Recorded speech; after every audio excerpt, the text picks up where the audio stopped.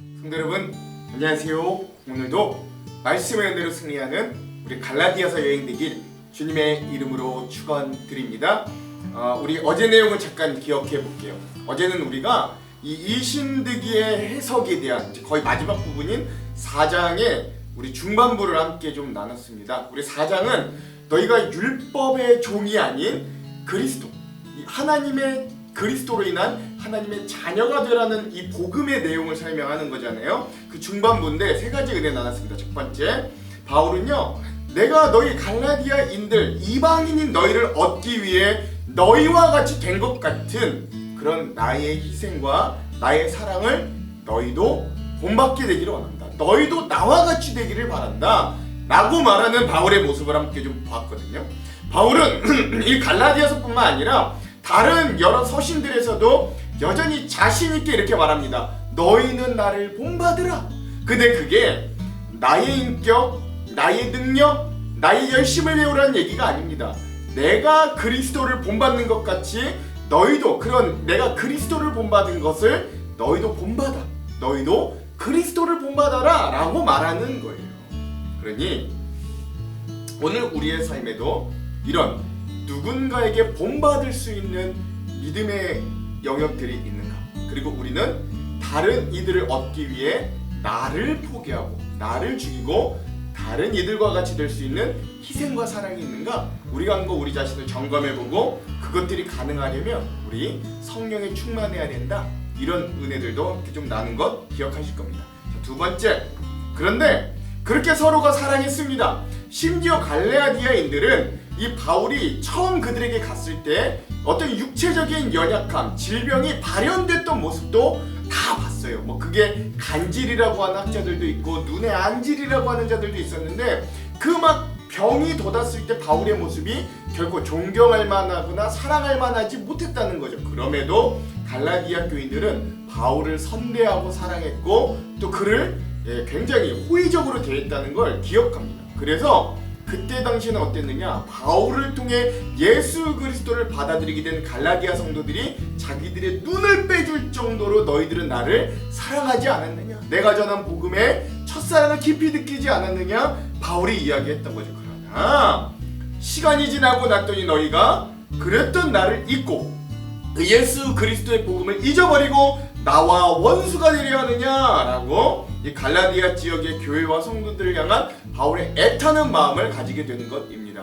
저는 여기서 중요하게 바라보는 게 뭐냐면 아무리 복음이 그들에게 초반에 다가왔다 할지라도 이들이 어떤 착각을 하고 있었냐면 이들이 정말로 복음을 바라본 게 아니라 예수의 십자가를 바라본 게 아니라 그걸 전한 바울을 바라보고 있었던 거예요. 그러니까 사람을 통해 매료되었고 사람을 통해 은혜를 받았던 거죠. 물론 이것도 우리가 어떤 한계적인 상황에서 어쩔 수 없는 것도 맞습니다만 그러나 우리가 거기에만 머물러 있다가는 우리가 정말 봐야 될 것을 보지 못하는, 오히려 그걸 가리키는 손가락의 방향을 봐야 되는데 그 가리키는 사람만 보고 사람만 따라가는 그런 우를 범하고 있지 않는가? 우리 이것도 좀 살펴보죠. 사람을 보는 게 아니라 복음, 예수 그리스도를 정말로 바라봐야 된다. 이것들도 나눴고요. 마지막 세 번째, 그래서 이들이 그렇게 원수가 된 이유는 뭐예요? 이 갈라디아 지역에 복음만으로는 안 된다. 율법의 철저한 지킴도 필요하다고 전파하는 거짓 율법주의자들의 열심이 있었습니다. 그러나 바울은 이들에게 전파된 다른 복음, 거짓된 복음에서 다시금 이들을 올바른 복음으로 이끌기 위해 내가 다시금 해산하는 고통을 당할지라도 너희가 온전히 서기를 원한다고 하는 거죠. 거짓 율법주의자들도 열심을 내요. 바울도 다시금 해산하는 고통이 있더라도 복음의 열정을 내는 겁니다. 이 두 열심이 부딪히는 거예요. 이 두 열심이 어디를 향하는가를 봐야 되는 거죠. 그래서 여러분, 우리도 오늘 열심을 낼 수 있습니다. 그러나 그 열심이, 그 믿음의 열심이 어느 방향을 향하고 있는가? 나의 욕망과 만족을 위해 내는 열심인가? 아니면 정말로 그 열심을 통해 예수 그리스도가 드러나고 복음의 놀라운 열매들이 맺히는 열심으로 향하는가? 우리 이것들도 점검해보자. 이게 우리 어제 4장의 중반부의 내용들이었습니다. 자, 오늘은 4장의 마지막 갈라디아서 4-3의 시간이고요. 오늘의 분량은 4장의 마지막 후반부 21절에서 31절 마지막까지 함께 보겠습니다.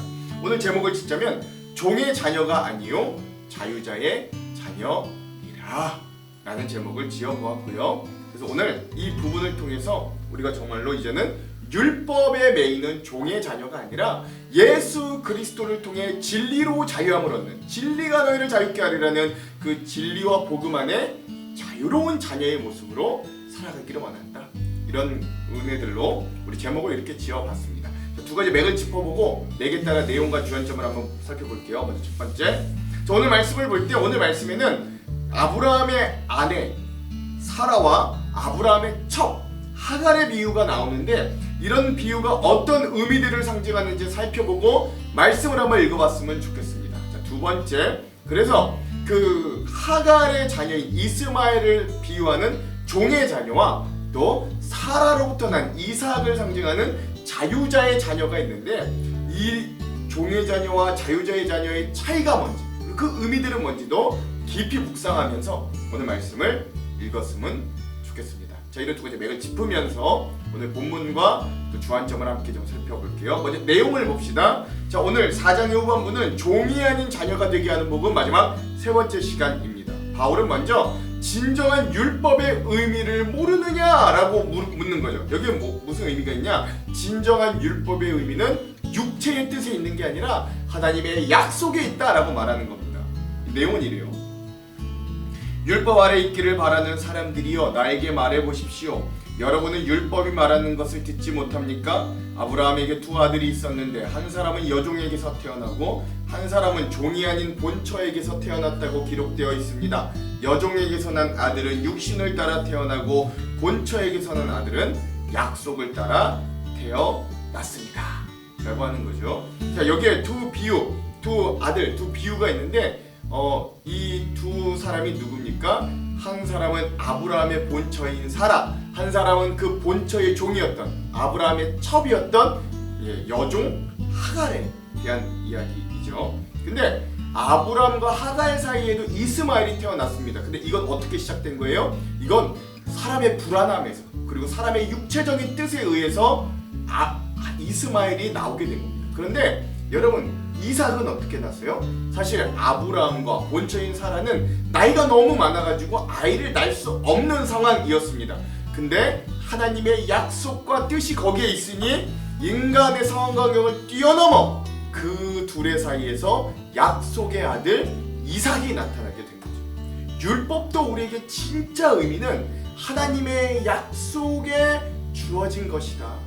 우리 사람의 뜻을 만족시키려고 하는 게 아니라, 우리의 공로를 내보이려 하는 게 아니라, 그렇게 하나님의 뜻에 의해 주어진 율법의 참 의미를 너희들이 모르겠느냐? 이 두 여인의 비유를 통해 말하고 있다라고 하고요. 깊은 의미는 우리 주안점에서 함께 나눠볼게요. 그 이후에 이제 그 여인들에게서 나온 자녀들을 통해 종의 자녀와 자유자의 자녀에 대해서 이렇게 말합니다. 이것을 비유로 표현하는 것입니다. 이 두 여자는 두 가지 언약을 가리킵니다. 한 사람은 신의 산에서 나서 종이 될 사람을 낳은 하갈입니다. 하갈이라는 것은 아라비아에 있는 신의 산을 뜻하는데 지금의 예루살렘에 해당합니다. 지금의 예루살렘은 그 주민과 함께 종노릇을 하고 있습니다. 그러나 하늘에 있는 예루살렘은 종이 아닌 여자이며 우리의 어머니입니다. 성경이 기록하기를 아이를 낳지 못하는 여자여 즐거워하라, 해산의 고통을 모르는 여자여 소리를 높여 외쳐라, 홀로 사는 여자의 자녀가 남편을 둔 여자의 자녀보다 더 많을 것이다 하였습니다 라고 하는 거죠. 그러니까 하갈이 비유하는, 여기서 하갈을 지칭하는 건 뭐냐면 율법을 이야기합니다. 신의 산에서 지금 눈에 보이는 그 예루살렘을 의미하는 율법을 이야기하는 거죠. 신의 산에서 모세가 받은. 그러나 이 사라를 지칭하는 이 비유는 뭐냐? 하늘에 있는 예루살렘, 즉 천국, 하나님의 나라에서 주어진 은혜와 구원의 자리, 즉 사라를 의미하는 것은 하나님의 놀라운 구원의 은혜가 여기에 있다. 율법보다도, 이 종된 율법보다도 자유한 여인인 사라와 같은 주님의 구원의 은혜, 구원의 사랑, 그 구원을 믿는 믿음 안에서 얻는 구원, 이것이 있다라는 것이고, 깊은 의미들은 우리 주안점에서 함께 나눠볼게요. 그러므로 마지막 바울은 종의 멍에를 매지 말라 라고 이야기합니다. 형제자매 여러분, 여러분은 이삭과 같이 약속의 자녀들입니다. 그러나 그때의 육신을 따라 나는 사람이 성령을 따라 난 사람을 박해하는 것 같이 지금도 그러합니다. 그런데 성경은 무엇라고 말합니까? 여종과 그 아들을 내쫓아라. 여종의 아들은 절대로 종이 아닌 본처의 아들과 함께 유업을 받지 못할 것이다 하였습니다. 그러므로 형제자매 여러분, 우리는 여종의 자녀가 아니라 자유를 가진 여자의 자녀입니다 라고 되어 있죠. 우리는 하갈, 율법에 속해 있는 율법의 종이 아니라 우리는 하나님의 은혜, 하늘에 있는 예루살렘, 그 사라의 몸에서 나온 이삭의 자손들로 나온 그 중에서 우리 구원자로 오신 예수 그리스도를 통해 하나님의 자녀가 된 자들입니다. 우리는 그런 이삭을 통해 약속의 자녀들이 되었다. 바울이 이렇게 이야기하면서 더 이상 그러니 우리가 율법이라는 종의 자녀의 멍에를 매지 말아라 라고 이야기하면서 바울은 오늘 이 4장의 내용들을 이렇게 마무리하고요. 이 부분도 우리 주안점에서 더 깊이 나눠보죠. 저는 오늘 이 부분 우리 갈라디아서 4장 후반부의 핵심 구절 함께 나눠보겠습니다. 30절에서 31절입니다. 그러나 성경이 무엇을 말하느냐? 여종과 그 아들을 내쫓으라. 여종의 아들이 자유 있는 여자의 아들과 더불어 유업을 얻지 못하리라 하였느니라. 그런즉 형제들아, 우리는 여종의 자녀가 아니요 자유 있는 여자의 자녀니라. 아멘. 그렇죠? 더 이상 율법에 얽매여 종의 멍에를 매지 말고 우리 예수 그리스도의 은혜를 받아 하나님의 자녀의 자리로 나아가라 말하는 이 바울의 말씀을 오늘 말씀의 핵심 구절로 함께 삼아 보았습니다. 자, 여러분 오늘 이 부분에 대한 주안점 세 가지를 함께 나누고 말씀을 읽어볼게요. 먼저 첫 번째, 바울은 계속해서 이 갈라디아 교회 지역과 이 교회에 퍼져 있는 잘못된 다른 복음에 대해 말하고 있습니다. 다른 복음 뭐냐? 갈라디아서 1장 6절에 보면 이렇죠. 여러분 잊어버리셨을까봐 다시 되상기하는 거예요. 그리스도의 은혜로 너희를 부르신 이를 이같이 속히 떠나 다른 복음을 따르는 것을 내가 이상하게 여기노라. 아멘. 그렇죠. 여러분 우리 계속해서 갈라디아서를 보고 있다시피 다른 복음 또는 잘못된 복음은 예수 그리스도를 믿는 것만으로는 안 된다라는 가르침이에요. 그것도 중요한데, 즉 구원받기 위해서는 예수 그리스도를 믿는 복음과 믿음뿐만 아니라 율법도 지켜야 되고 특별히 할례를 받아야만 한다는 가르침이 다른 복음이었어요. 우리 아직 읽지 않았지만 나중에 읽을 6장의 12절은 이래요. 무릇 육체의 모양을 내려하는 자들이 억지로 너희에게 할례를 받게 함은 그들이 그리스도의 십자가로 말미암아 박해를 면하려 함뿐이라. 아멘. 그러니까 너희들 이 거짓 유대주의 교사들이 이 사람들에게 너희 할례 받아야 된다라고 하는데 그게 사실은 구원에 관련된 일이 아니라 너희들 우리 기독교를 인정하지 않는 수많은 유대인들에게 박해를 받지 않게끔 하려고 하는 거다라는 거예요. 유대인들은 그리스도인들이 율법을 지키지 않는다는 이유로 이 당시 굉장한 박해들을 했습니다. 사도 바울도 유대인들에게 엄청난 박해를 평생 받았잖아요. 우리 너무나 잘 알죠. 유대인들의 이 그리스도인에 대한 박해는 여러분 얼마나 심했든지 베드로조차 그 박해를 피하기 위해 그가 우리 2장에서 봤잖아요. 이방인들과 식사 자리가 들키자 그가 곧바로 그 자리에서 회피하고 도피했을 정도로 굉장히 그 박해가 심했다는 걸 알 수 있어요. 그러기에 또한 이 문제는 바울이 베드로를 공개적으로 책망할 만큼 또 복음에 있어서는 우리 그리스도인의 믿음과 복음의 핵심에 있어서는 굉장히 중요한 문제였습니다. 그런데 유대인 출신 그리스도인들은 이런 상황을 잘 알고 있었기 때문에 자신들의 이득뿐만 아니라 이런 유대인들에 대한 박해를 피하려고 복음을 왜곡시킨 거예요. 그리고 여태껏 보았듯 그들은 왜곡된 복음을 자기만 믿을 뿐 아니라 자기를 정당화시키기 위해 다른 이들에게도 열심히 가르쳤습니다. 어제도 봤잖아요. 그들에게도 열심히 있었다고요. 오늘 본문을 통해서 율법을 지켜야 된다는 주장이, 그런데 이런 그리스도인으로서는 자기의 모순된 상황과 예수 그리스도께서 가져오신 자유와 정면 충돌하고 있음을 이렇게 얘기해 주는 거죠. 오늘 본문의 21절, 내게 말하라. 율법 아래 있고자 하는 자들아, 율법을 듣지 못하였느냐. 아멘. 그렇죠. 바울은 예수 그리스도를 믿으면서도 여전히 율법 아래 있고자 하는 사람들이 역설적으로 또는 모순적으로 그들 스스로가 율법의 의미가 무엇인지도 모르면서 지키고 있다고 질문을 통해 드러내려는 거예요. 율법을 듣지 못하였느냐라고 하는 바울의 말은 그들이 율법을 이해하지 못하고 율법을 주장하고 있다고 지적하는 것입니다. 바울은 율법에 대해 설명하기 시작하면서 넓은 의미의 율법 개념을 사용합니다. 그렇죠? 그럼 제가 지금 여기서 말하는 넓은 의미의 율법이란 무엇이냐? 여러분 크게 보자면 율법이란 모세 오경 전체를 의미하는 거예요. 그러므로 유대인에게는 자기 정체성을 형성하는 하나님의 약속이 바로 넓은 의미에서 율법입니다. 그러나 유대인들은 이 당시 유대인들은 율법을 아주 좁게 인식했어요. 그들은 율법을 그저 의식과 예식을 위한 법조 따위로 인식했어요. 취급했어요. 이렇게 율법을 좁게 해석하면 그들에게 모순이 생깁니다. 좁은 율법 아래 있고자 하는 사람들의 모순은 율법을 주장하면서도 그런 율법의 진짜 큰 넓고 큰 은혜, 그 안에 담겨있는 너무나도 큰 하나님의 뜻과 그 약속의 취지를 간과해버리게 된다는 거죠. 그렇죠? 그러니까 그걸 주신 하나님의 뜻과 목적은 온데간데 없고 그걸 지키느냐 마느냐에 그냥 이렇게 휩싸이게 되는 모순에 쌓인다는 거죠. 그들이 율법을 주장하면서도 율법의 목적과 취지를 간과했던 이유는 율법을 자기의 의를 드러내는 수단으로 여겼기 때문입니다. 하나님께서 율법을 주신 목적과 취지를 소홀하게 여기고 그 율법을 이용해 나의 의를 주장하는 게 근데 꼭 유대인들뿐만 아니라 오늘 우리의 죄성이기도 합니다. 그런 그들에게 바울은 율법의 바른 의미들을 다음과 같이 설명하는 거예요. 22절에서 23절. 기록된 바 아브라함에게 두 아들이 있으니 하나는 여종에게서 하나는 자유 있는 여자에게서 낳다 하였으며 여종에게서는 육체를 따라 낳고 자유 있는 여자에게서는 약속으로 말미암았느니라. 아멘. 바울은 창세기 16장과 21장까지 이 부분에서 나오는 이삭과 이스마엘에 관해서 설명합니다. 아브라함은 유대인들의 정체성이 기초가 되는 조상이기 때문에 그렇죠.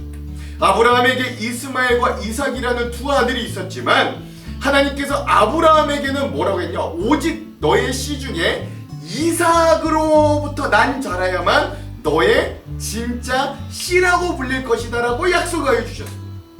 아브라함의 두 아들 이삭과 이스마엘의 차이점은 바로 그들의 어떤 능력이나 자질이나 성품이 아니라 그들의 출생 방법에 있어서 확연하게 차이가 나는 거예요.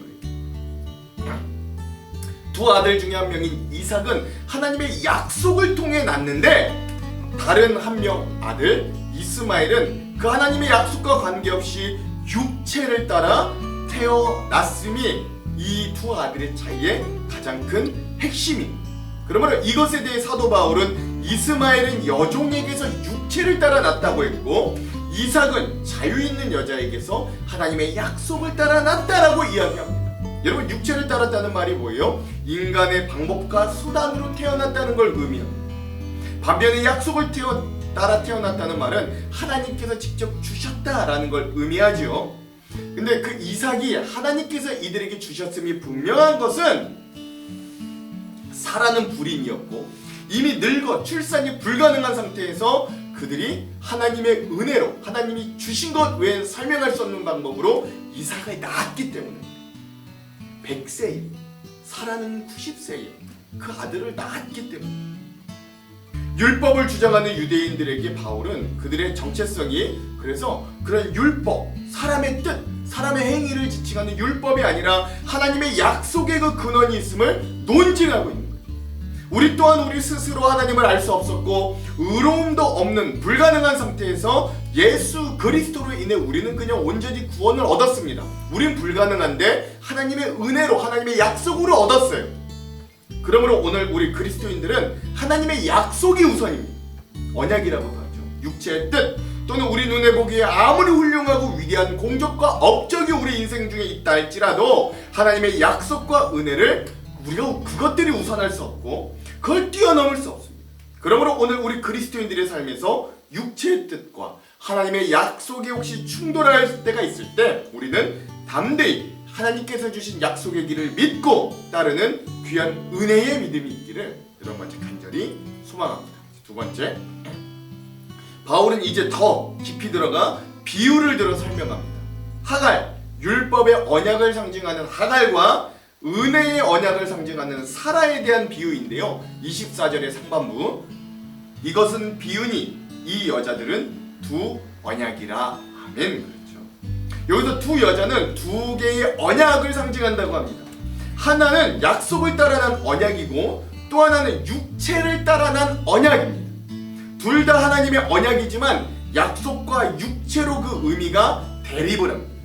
육체를 따라서 난 언약은 율법을 의미하고 일한 것에 대해 보상을 받는 율법의 언약입니다. 그러니까 잘 따라야, 그 율법을 잘 지켜야만 복을 받는 그런 율법의 언약이에요. 근데 약속을 따라 난 언약은 일한 것과 상관없이 주시는 은혜의 언약입니다. 바울은 이 두 종류의 언약에 대해 계속해서 설명하는데, 먼저 바울은 첫 번째 언약인 율법 언약에 대해 먼저 이렇게 설명하죠. 24절의 후반부에서 25절. 하나는 신의 산으로부터 종을 낳는 자니 곧 하갈이라. 이 하갈은 아라비아에 있는 신의 산으로서 지금 있는 예루살렘과 같은 곳이니 그가 그 자녀들과 더불어 종노릇하고. 바울은 이름을 먼저 말하지 않고 종을 낳은 자라고 하고 또 그 자녀를 또한 종노릇한다, 자녀 또한 종노릇한다라고 이야기합니다. 이런 어법을 쓴 이유는 종이라는 신분과 그 의미에 대해서 말하려고 하는 거죠. 하갈은 이라고 하지 않아요. 종이라고 말합니다. 고대 로마 사회에서 종은 노동력이나 그 쓸모로 가격이 매겨졌습니다. 그 노동력이나 쓸모가 좋은 종은 비싼 가격으로 매매되기도 했어요. 종은 일을 해야만 값어치가 있고 일하지 못하는 종은 쓸모가 없었기 때문에 그렇죠. 그런데 이스마엘을 종이라고 하면서 그를 낳은 하갈을 신의 산과 지금의 예루살렘과 같다라고 하는 거예요. 신의 산은 율법을 받은 곳이고 율법의 기원이 되는 곳입니다. 그리고 예루살렘은 현재도 그 성전에서 율법, 의식과 제사가 드려지는 율법의 중심지를 가리키기 때문에 그렇죠. 바울은 이를 통해 하는 말이 뭐냐? 율법과 신의 산과 예루살렘은 그 기원이 종으로부터 시작된 것으로 그 자손을 종노릇하게 하는 현실을 직시하라 라고 하는 것이죠. 이렇게 두 언약 중에 하나인 율법의 언약은 일한 대가로 보수를 받는 종의 관계라고 할 수 있습니다. 그러나 하나님의 약속을 따라 난 아들은 그런 종과는 다르죠. 그것에 대해 바울은 또한 이어서 두 번째로 이렇게 설명합니다. 26절에서 27절. 오직 위에 있는 예루살렘은 자유자니 곧 우리 어머니라. 기록된 바 잉태하지 못한 자여 즐거워하라. 산고를 모르는 자여 소리질러 외치라. 이는 홀로 사는 자의 자녀가 남편 있는 자의 자녀보다 많음이라 하였으니. 아멘. 바울은 땅에 있는 예루살렘과 다른 위 하늘에 있는 예루살렘에 대해서 또한 말합니다. 당시의 예루살렘은 율법의 중심지로 성전에서 제사가 드려지고 또 많은 유대인들이 율법을 이유로 그리스도인들을 박해하는 중심지가 되었습니다. 그러나 바울은 이제 예수 그리스도를 믿는 사람은 그렇게 땅에 있는 예루살렘, 비록 이곳이 유구한 역사와 신앙적인 전통의 중심지로 여겨졌을지라도 그 땅에 있는 예루살렘과는 더 이상 그리스도인들은 관련이 없고 이제는 하늘에 있는 예루살렘에 우리가 속해 있다고 설명하는 거예요. 하늘에 있는 예루살렘은 땅에 있는 예루살렘과는 달리 율법으로부터 자유합니다. 그러므로 예수 그리스도를 믿는 사람은 땅에 있는 예루살렘이 아니라 하늘에 있는 예루살렘에 속해진 자가 되는 거예요. 세상의 종교와 철학은 구원이 선한 사람들을 위한 거라고 가르칩니다. 하지만 복음은요, 구원이 사람의 선함이나 행함에 달려있지 않다라고 말하죠. 오히려 복음은 선한 사람이 아니라 선하지 않은 사람을 위한 것이라고까지 말합니다.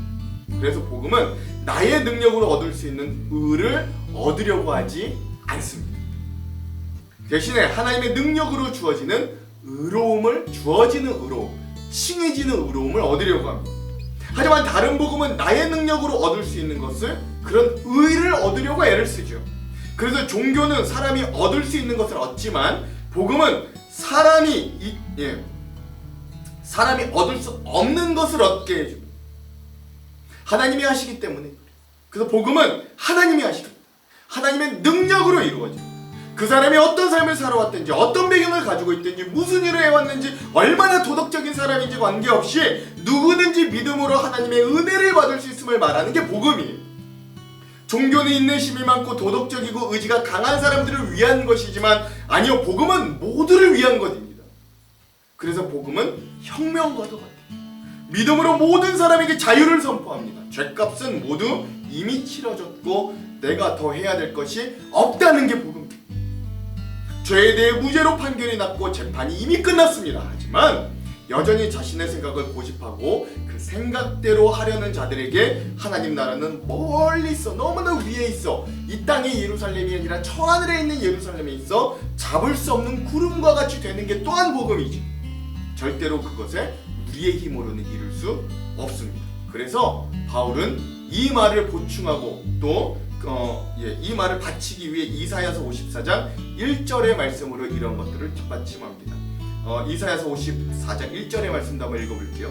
잉태하지 못하며 출산하지 못한 너는 노래할지어다. 산고를 겪지 못한 너는 외쳐 노래할지어다. 이는 홀로 된 여인의 자식이 남편 있는 자의 자식보다 많음이라 여호와께서 말씀하셨느니라. 아멘. 그렇죠. 여기 이사야서 54장 1절의 말씀이나 이 말씀을 인용했던 오늘 본문의 27절의 말씀에서 잉태하지 못하여 출산하지 못한 너라고 불리는 여인은 하나님의 언약의 성취를 경험하였던 사라를 가리킵니다.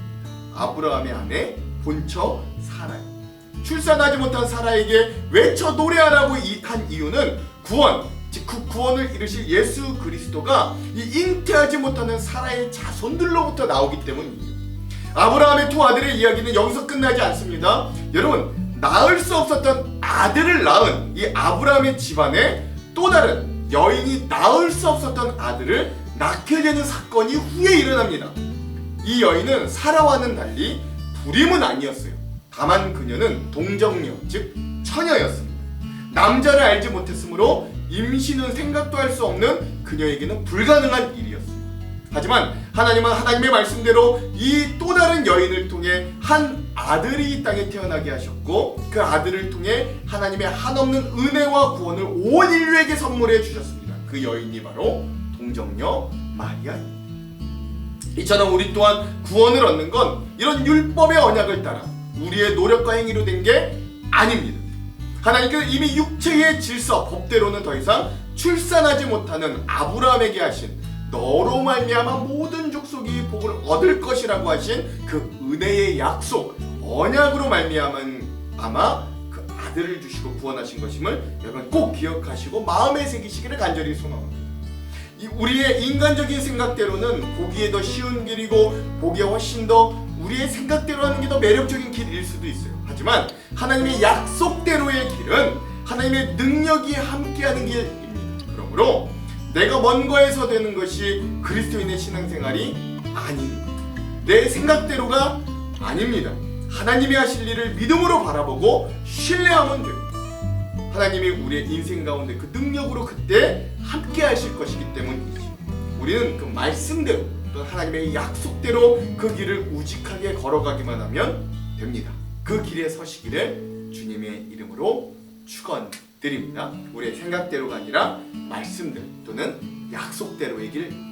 마지막 세 번째, 바울은 이제 이 두 여인의 비유의 이야기를 인용하면서 율법과 하나님의 언약 또는 하나님의 은혜에 대해 설명하였던 걸 갈라디아 지역의 교회와 성도들에게 적용시키면서 이렇게 선포합니다. 28절, 형제들아 너희는 이삭과 같이 약속의 자녀라.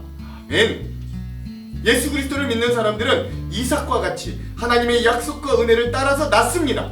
이스마엘은 자기의 방법과 노력으로 육체를 따라 낳았지만 이삭은 하나님의 약속으로 불가능한 상태에서 은혜로 태어난 아들입니다. 우리는 우리의 노력으로 그리스도인이 되지 않았고 불가능한 우리 스스로는 의로울 수 없는 불가능한 죄인이지만 예수 그리스도의 은혜로 구원을 얻음과 같습니다. 그 이후에 바울은 더 노골적으로 이삭과 이스마엘을 대립시키며 이렇게 말을 이어갑니다. 29절에서 그러나 그때 육체를 따라 난 자가 성령을 따라 난 자를 박해한 것 같이 이제도 그러하도다. 그러나 성경이 무엇을 말하느냐? 여종과 그 아들을 내쫓으라. 여종의 아들이 자유가 있는 여자의 아들과 더불어 유업을 얻지 못하리라 하였느니라. 아멘. 그렇습니다. 바울은 지금의 상황에 처해 있는 복음, 그리고 복음을 따르는 자들이 처한 어려움과 문제들을 이야기합니다. 그 문제는 율법을 주장하는 자들이 율법으로부터 자유한 자들을 박해하는 것입니다. 음해하는 것이에요. 하갈이 사라를 학대하고 이스마엘이 이삭을 놀리다가 결국엔 쫓겨난 것과 같이 율법주의자들이 그리스도인들을 처음엔 박해하고 있음을 지적하고 있습니다. 이 두 상황의 비교로 인해 율법주의자들이 율법을 이유로 그리스도인들을 박해하고 있는 상황을 드러내 고발하고 있는 거죠. 율법주의의 눈으로 볼 때 그리스도인들은 자격이 미달된 자들입니다. 왜냐하면 믿음은 있지만 율법의 조건을 잘 갖추고 생활하지 않기 때문에 그래요. 아들을 낳은 하갈이 불임인 사라를 박해하였지만 하갈로부터 종이 나고 불임이었던 사라로부터는 약속을 따라 자유 있는 아들이 나왔습니다. 결국 약속의 자녀라고 할지라도 이삭이 이스마엘에게서 핍박을 받았으니 믿음을 추구하는 자도 고난 속에 처할 수 있다라는 걸 알려주는 거예요. 그러나 이 핍박받음은 마침내 종의 추방으로 끝나는 절망과 같이 육체의 뜻이 결국 우리가 누릴 복음의 자유를 제한하거나 넘어설 수는 결코 없다는 걸 알려줌을 여러분 꼭 기억하시기 바랍니다. 처음엔 하갈이 아이 낳지 못하는 사라가 종임에도 불구하고 막 괄시하고 괴롭히고, 그렇죠? 그 아들 이스마엘이 컸다고 작은 아기 같은 이삭을 놀리고 희롱했을지는 몰라도 결국 쫓겨나는 건 하갈과 이스마엘이었다는 거예요. 이것이 사도 바울이 우리에게 하고자 말하고자 했던 뜻입니다. 그리고 최종 승리는 언약에 따른 약속의 자녀들임을 확인하는 것입니다. 마지막 31절. 그런즉 형제들아 우리는 여종의 자녀가 아니요 자유 있는 여자의 자녀니라. 아멘. 이것이 아브라함의 두 아들의 비유를 통해 하려고 했던 바울의 결론입니다. 예수 그리스도를 믿는 우리는 종의 자녀가 아니라 참 자유가 주어진 진리의 자녀들입니다. 곧 우리는 일을 하고 보수를 받는 종이 아니라 일을 하지 않고도 하나님의 은혜를 누리는 자녀들입니다. 그러나 자녀라고 해서 일을 하지 않는다는 건 아니에요. 일은 하지만 대가를 받기 위해 하는 게 아니라는 거예요. 자녀이기에 아버지의 기업을 잇는 고상하고 귀한 일을 행하는 것뿐입니다. 그리스도께서 우리를 자유하게 하시기 위해 은혜로 우리를 구원해 주셨습니다. 율법은 우리를 속박되게 하고 종되게 하지만 그런 주님의 은혜는 온전히 자유한 자녀가 되게 하는 거예요. 그러므로 오늘 우리 그리스도인들은 복음을 받아들인 자들로 자신의 신분이 약속의 자녀임을 깨달아야 되고 더 이상 수동적으로 율법을 지키는 율법의 종으로서의 멍에를 매지 말아야 됩니다. 우리가 하나님보다 더 중요하게 여겨지게 만드는 수많은 우상들, 돈, 명예, 권력, 쾌락의 종노릇에서 좀 해방될 수 있어야 되고 율법의 종노릇에서 해방되어야 되고 죄의 종노릇에서 해방되어야 합니다. 그러므로 우리 그리스도인들은 예수 그리스도를 믿는 믿음 안에서 참 자유를 누리는 삶과 긍지를 가질 수 있어요. 이 자유는 강도의 소굴처럼 자기의 탐심과 욕심대로 행할 자유가 아니라 하나님의 제단에 마음껏 복음의 자리를 들고 오를 수 있는 자유입니다. 우리가 바로 이런 자유인입니다. 그 누구도 그 어떤 것도 예수 그리스도 안에 구원을 얻은 우리 자녀된 우리를 속박할 수 없습니다. 그러므로 오늘도 종의 자녀의 자리가 아니라 하나님의 자녀의 믿음의 자리 위에 굳건하게 서서 그리스도께서 우리에게 가져오신 진리와 자유를 누리는 종이 아닌 자녀가 되시는 하루가 되기를 주님의 이름으로 축원드립니다. 기도할게요. 하나님, 여전히 우리는 수많은 우상들의 종노릇하기를 원할 때가 있고 오늘 우리의 믿음 생활이 때로는 의무가 되고 또 하나님 매너리즘에 빠져 율법의 종노릇할 때가 많고 하나님 우리의 삶에서 넘어지고 또 넘어지는 죄와 실수의 종노릇할 때가 많지만 그러나 오늘 우리가 하나님의 약속으로 얻어진 주님의 자녀의 자리에 서야 되는 자들임을 기억하게 하시고 그래 그 모든 것에 해방되어 예수 그리스도라는 참 진리 안에 자유와 해방을 누리는 삶이 될 수 있도록 인도하여 주시옵소서. 그렇게 우리에게 참 자유와 해방을 주실 주님을 믿고 의지하며 예수님 이름으로 기도합니다. 아멘. 그럼 사랑하는 성도 여러분, 오늘 하루도 말씀으로 승리하십시오. 사랑하고 축복합니다. 화이팅! 내게 말하라. 율법 아래 있고자 하는 자들아, 율법을 듣지 못하였느냐? 기록된 바 아브라함에게 두 아들이 있으니 하나는 여종에게서 하나는 자유 있는 여자에게서 낳았다 하였으며 여종에게서는 육체를 따라 낳았고 자유 있는 여자에게서는 약속으로 말미암았느니라. 이것은 비유니 이 여자들은 두 언약이라. 하나는 신의 산으로부터 종을 낳은 자니 곧 하갈이라. 이 하갈은 아라비아에 있는 신의 산으로서 지금 있는 예루살렘과 같은 곳이니 그가 그 자녀들과 더불어 종노릇하고 오직 위에 있는 예루살렘은 자유자니 곧 우리 어머니라. 기록된 바 잉태하지 못한 자여 즐거워하라. 상고를 모르는 자여 소리질러 외치라. 이는 홀로 사는 자의 자녀가 남편 있는 자의 자녀보다 많음이라 하였으니 형제들아, 너희는 이삭과 같이 약속의 자녀라. 그러나 그때 육체를 따라 난 자가 성령을 따라 난 자를 박해한 것 같이 이제도 그러하도다. 그러나 성경이 무엇을 말하느냐? 여종과 그 아들을 내쫓으라. 여종의 아들이 자유 있는 여자의 아들과 더불어 유업을 얻지 못하리라 하였느니라. 그런즉 형제들아, 우리는 여종의 자녀가 아니요 자유 있는 여자의 자녀니라.